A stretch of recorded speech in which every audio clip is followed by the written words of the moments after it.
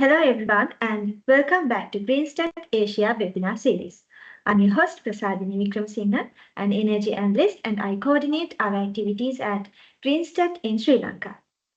It's wonderful to see many of you joining us today from the different part of the world, and thank you for taking the time to be here with us. Today's webinar is titled Global Network of Regional Sustainable Energy Centers. It's all about how regions can work together, share ideas, and create joint solutions that make the energy transition faster, fair, and more effective. Before we begin, allow me to briefly introduce who we are. Greenstat Asia is a consulting company dedicated to advancing renewable energy with a special focus on green hydrogen. Our Center of Excellence for Hydrogen, based here in Sri Lanka, is committed to knowledge sharing, capacity building, and fostering collaboration across the globe. We work closely with universities and international experts to promote hydrogen safety, technology, policy, and the full hydrogen value chain. Let me begin by giving you a short introduction to UNIDO and the GNSPC initiative. The United Nations Industrial Development Organization is the specialized UN agency that promotes inclusive and sustainable industrial development worldwide. In 2010, UNIDO launched the Global Network of Regional Sustainable Energy Centers to strengthen the clean energy cooperation in developing regions. Now it's my great pleasure to warmly welcome our guest speaker, Andrea Eras Almeida, Renewable Energy Expert at UNIDO, working with the Just Energy Transition Unit under the Division of Energy and Climate Action.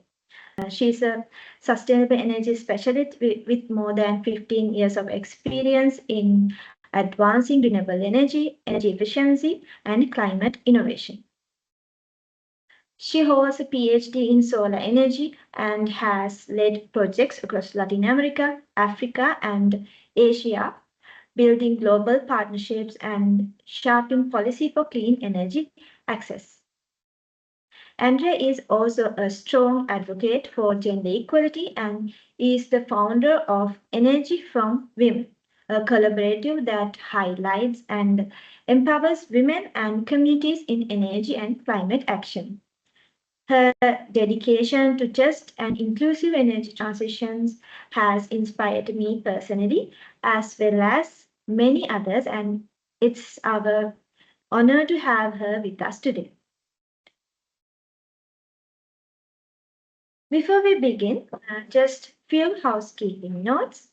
Please type your questions in the Q&A box at any time during the session. We will address these questions during the Q&A segment at the end. A recording of this webinar will be shared with all registered participants in the coming weeks. Additionally, we would also like to extend our sincere thanks to the National Science Foundation for promoting this event through their STMI's platform. Yes, without further ado, let's dive into today's session. Andrea, the stage is yours. Yeah, thank you very much. Good afternoon, everybody.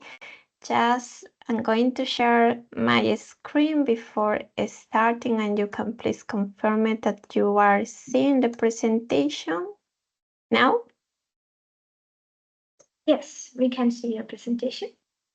Great, thank you very much. And yeah, good afternoon. Thank you for organizing this webinar and having me here on behalf of UNIDO, representing UNIDO, to present the work that we are doing under the framework of the Global Network Regional Sustainable Energy Centers. Thank you very much to Greenstat for this opportunity.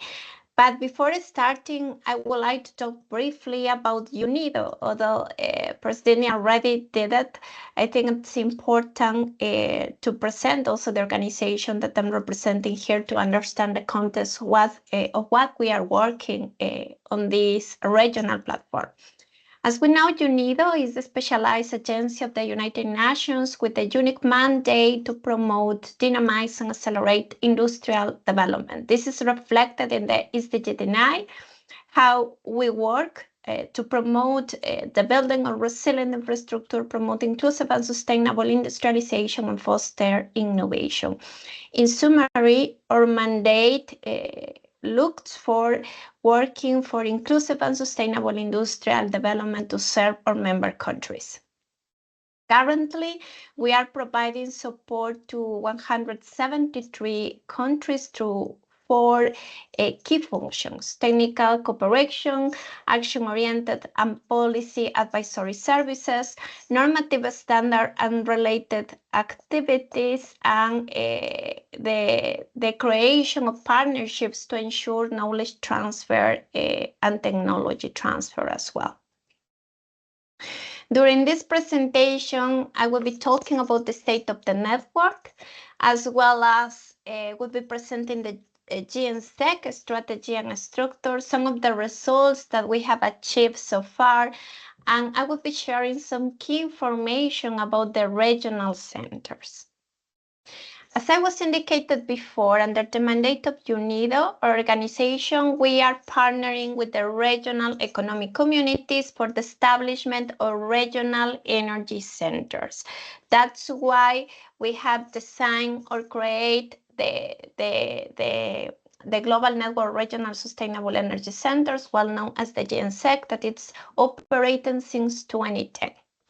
The GNSEC is established as a multi-stakeholder platform where we are supporting the regional economic communities, the member countries, to accelerate their energy transitions. And that means the acceleration of the market uptake of the renewable energy and energy efficiency markets.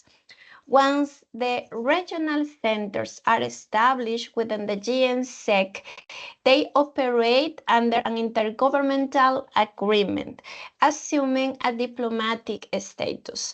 UNIDO usually starts the support, the technical assistance, helping the regional economic communities to set up the regional centers, to help them to develop the technical programs, but also to help them to become independent, financially independent, to ensure that the services for which they were created are running by their own. As we can see on the screen, this is the geographical distribution of the centers. We can say that more or less we have covered most of the global south. As we are seeing on the screen, it refers to the African continent. Most of the countries are covered. They are part of the different centers that represent the regional economic communities. Here it's important to mention that this network starts with the establishment of the first center in the ECOWAS region in West Africa, because it will remember in 2008 it was one of the most severe energy crises, and the ECOWAS region wanted to face this situation by the setup of one regional center to serve the countries, and also to find solutions to the increase of the oil prices. That's why we start this network with the center located in the ECOWAS region that currently is named ICRI. Then we continue replicating the implementation of the centers. We have also covered Asia Pacific, and we have covered as well Latin America and the Caribbean. For instance, in this region, we have partnered with the integration system for Central America in Central America, or with the CARICOM in the Caribbean, and also we have an agreement with the Latin American Energy Organization to cover Mexico and South America. What is the vision and the mission of the GNSEC? In that, the centers have a very nice harmonization approach. We try to work with a similar design and methodology, obviously adapted to the conditions of the regions. We work to harmonize the regional markets and sustainable energies for products and services. Within the network, we are supporting our member countries to address the barriers that are limiting the development of the markets of renewables and energy efficiency through regional cooperation, policies, regulations, policy instruments, standards, tools, and methodologies. One of the main purposes of the GNSEC is to help our member countries to create this local value change, and for doing so, it's also important to work from the supply side and to impact the demand side and vice versa. Once the centers are established, we also work for maintaining this cooperation among them, because there is a lot that all of them can learn from each other, facilitating Sud-Sud and triangular cooperation. That means that the GNSEC platform continues operating as a joint maker space for coordination, project development, program development, fundraising activities, advocacy campaigns, the development of knowledge products, transfer of technology, and other activities. What we have learned so far, considering that we start with the work of the GNSEC since 2010, what we have learned in terms of Sud-Sud and triangular cooperation, what are the benefits that we can bring to the regions with the work that we are doing within the GNSEC. We have learned that we have been helped to close this missing link between the international climate agreements with the national implementation. We are strengthening the capacities of the regional economic communities, but also of the member countries, fostering the ownership that is necessary to ensure that the centers continue operating, and the programs also are totally accepted by the member countries. We also work for to foster priority setting and long-term sustainability of the different activities and actions. We also promote equal progress between the countries and regions, and we monitor this joint performance. And then, as I explained before, in line with our mission and our vision, the objective is to address these barriers that are affecting the sustainable energy markets, also to help the countries to reduce the cost of producing products and services in this area, and at the same time creating these economies of scale. At the regional level, this could be facilitated, and to make the regions more competitive for these markets. This also brings us an opportunity to continue promoting just energy transition, to empowering industries, local entrepreneurs, the private sector, all the actors that are part of or have a key role within the value chain, that also facilitates the creation of local green jobs and revenues. And finally, also within this model, it's also important to promote the donor harmonization and aid effectiveness in alignment with the 2030 agenda.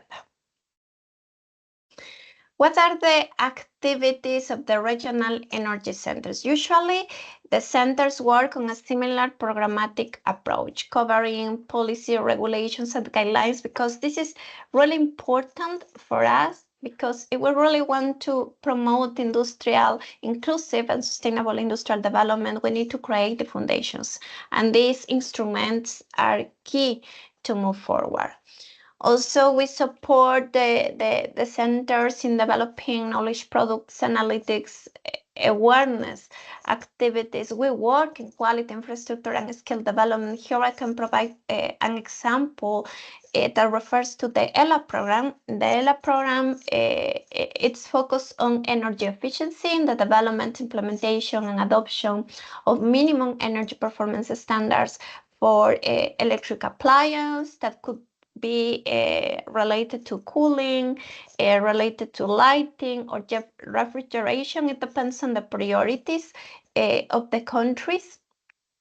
And also we work on investment, business, and innovation.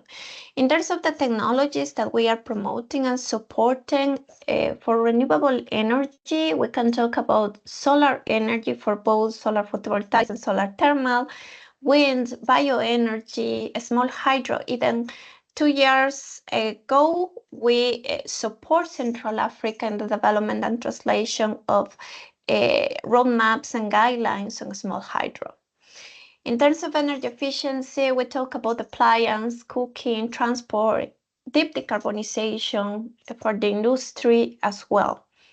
And for cross-cutting and integrated solutions, we can talk about the storage, hydrogen that could be of interest for you, gender, and youth. In terms of specific examples for regional programs, projects, and activities in terms of policy and regulation, as I indicated before, we need to create these foundations, and that's why we support the countries in developing regional and national renewable energy and energy efficiency policies, roadmaps, action plans. In terms of planning and knowledge, we also have helped them to set up energy information systems, to organize key events that usually gather the main players of the energy sector, to also foster cooperation, and referring, for instance, to annual energy weeks in the Southern region, in the ECOWAS or the CARICOM region. In terms of technology and finance, we count with regional programs or global programs to promote solar thermal, ocean energy, focus on other technologies, small hydro, bioenergy, distributed renewables, and others. For quality infrastructure, I have already mentioned a program, the ELA program, but also we can talk about the STAR-C. I think you are familiar with that.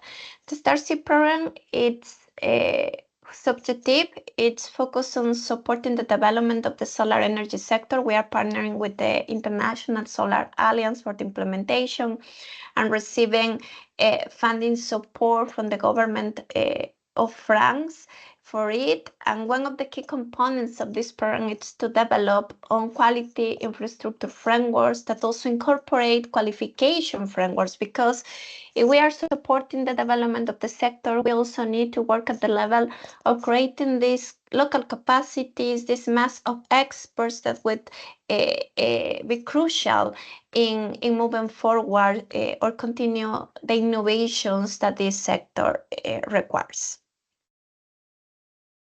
How is set up or organized the governance of the center in most of the centers? As I indicated at the beginning, in the form how the GenSec is established, we respond or we work with the Council of Ministers, the Council of Ministers of Energy, or the heads of state. This is the manner how we start the establishment of the centers. That means that key decision document needs to be approved by the Council of Ministers. Then we have the executive board that also refers to the steering committee that usually provides strategic policy guidance, monitoring. It's responsible for the monitoring of the work that the centers are doing. Then we have the technical committee that is taking care of the major planning execution documents, also to provide advice to the executive board. Then we have the secretariat that is composed by the director of the center, the technical and admin staff of the center, and also count with the support of seconded international or national experts coming from UNIDO headquarters or from other organizations.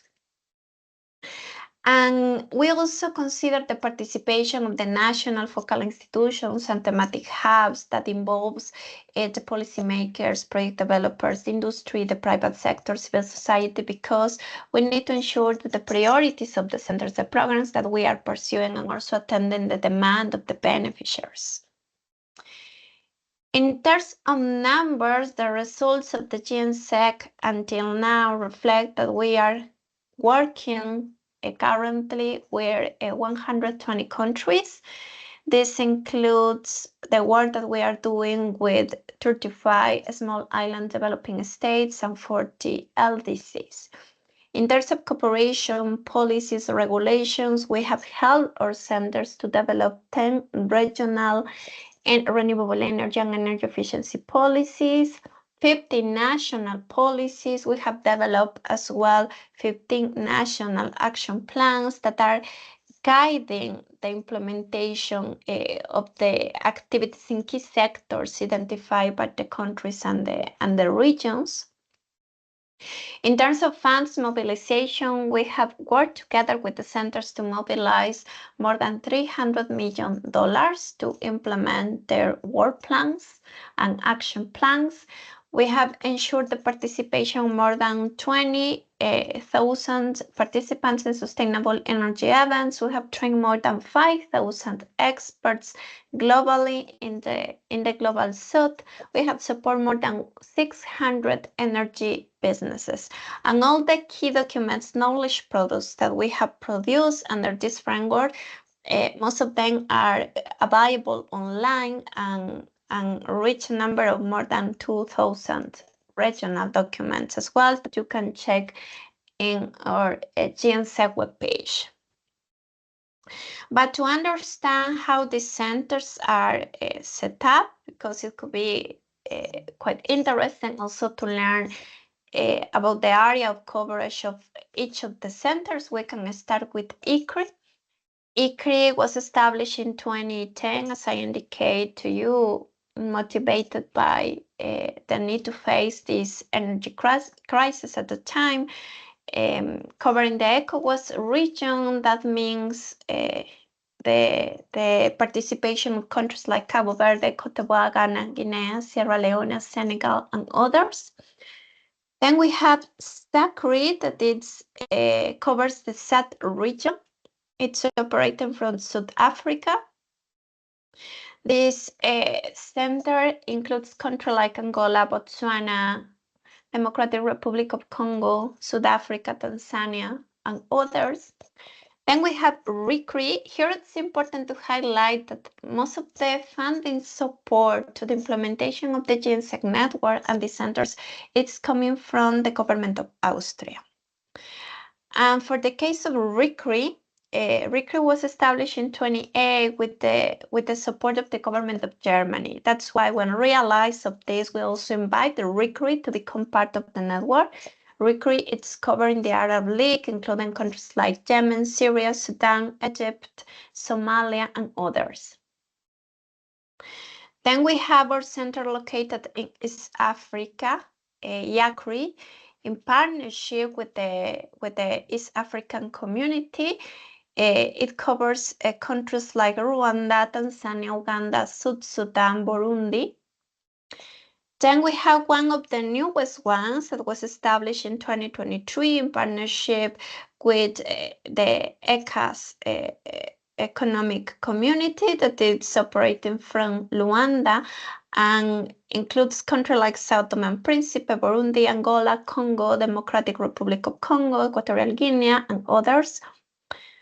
Then we have SICRI in the Caribbean with the CARICOM. It was established in 2015. It considers participation of small islands like Bahamas, Barbados, Belize. This center is operating from Barbados, Dominica, Haiti, Jamaica. Then in Central America, we have SICRI in partnership with the Integration System of Central America that was established in 2015.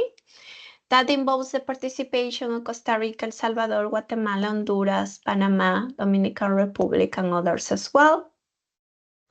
Then we have PCRI with the Pacific Community that was launched in 2017. Small islands here. The center is operating from Tonga and also includes the participation of Tuvalu, Vanuatu, Tokelau, Fiji, and others.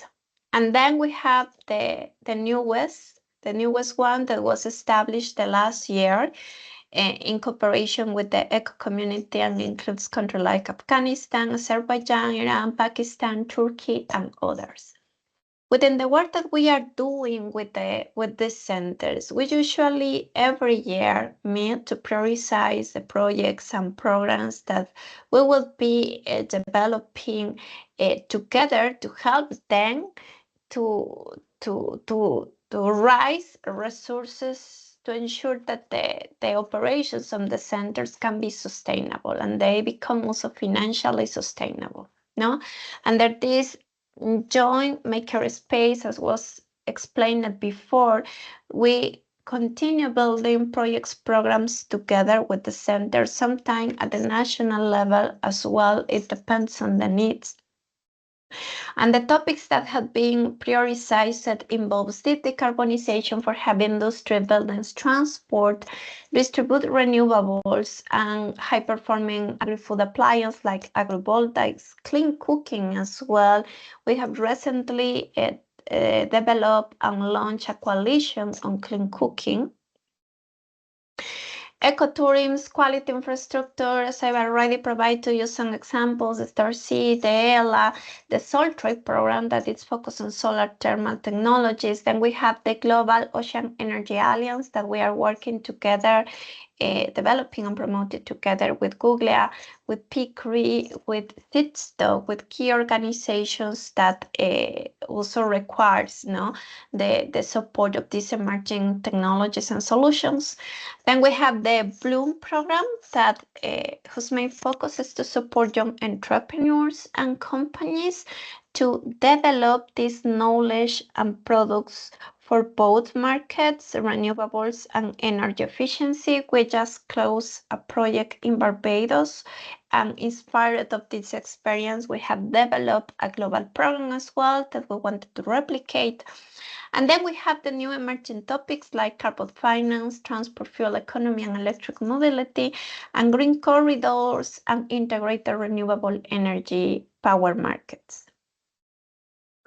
And just to finalize, also to mention that this program related to hydrogen, it's not part of the Global Network Regional Sustainable Energy Centers, but it's part of the work that we are doing as organization, being led by a different team. But in terms of information, I think it would be important for you also to know more about it. This global program is being led by UNIDO and comes with the support of the International Hydrogen Energy Center that it's operating from Beijing, and was launched by UNIDO in 2021 thanks to the support provided by the government of China. The main objective of this global program is to influence and guide the development of policies, standards, skills, innovation, financing, and also to promote this cooperation among the key actors, supporting the development of this sector in developing countries. What is the vision of this program? To move from leadership to action. That means that also we can support pilot projects in the developing countries, in our member countries. No, for doing so, we partner with the governments. And this global program, it's been supported by the government of Austria, Germany, and Italy. And we want to move forward this just hydrogen transition as well, that focus on social and environmental aspects, that it is putting on the focus these important aspects for the development of this industry. This also in alignment with our mandate as a specialized agency of the United Nations for the industry. And I'm going to stop here. This is what I wanted to present here today. Key information about the work that we are doing under the framework of the GNSEC. And looking forward to the questions, if any, and thank you very much again for the opportunity. Thank you very much, Andrea, for sharing your valuable insights and for answering questions so truthfully. With that, we will now conclude the Q&A session. It's my pleasure to invite my colleague Pranav to deliver the vote of thanks. Pranav, over to you. Yes, thank you, Prasadini. I'm grateful to the organizers, especially Prasadini and Andrea, for giving me the opportunity to deliver this vote of thanks. It is truly an honor. And as we come to the close of today's webinar on the Global Network of Regional Sustainable Energy Centers, GNSEC, I would like to take this opportunity to sincerely thank everyone who made this session possible. First, a very special thank you to Ms. Andrea Eras Almeida for sharing your knowledge, insights, and experiences with us today. Your presentation has given us a much clearer understanding of the GNSSC framework and its importance. And most importantly, to our audience, thank you for joining us, for your time and for your active participations and questions, definitely. Without your engagement, this session would not have been such a success. On behalf Thank you of very the much. organizing team, thank you once again. Uh, we hope you found today's webinar valuable and inspiring. Wishing you all the pleasant day ahead. Thank you.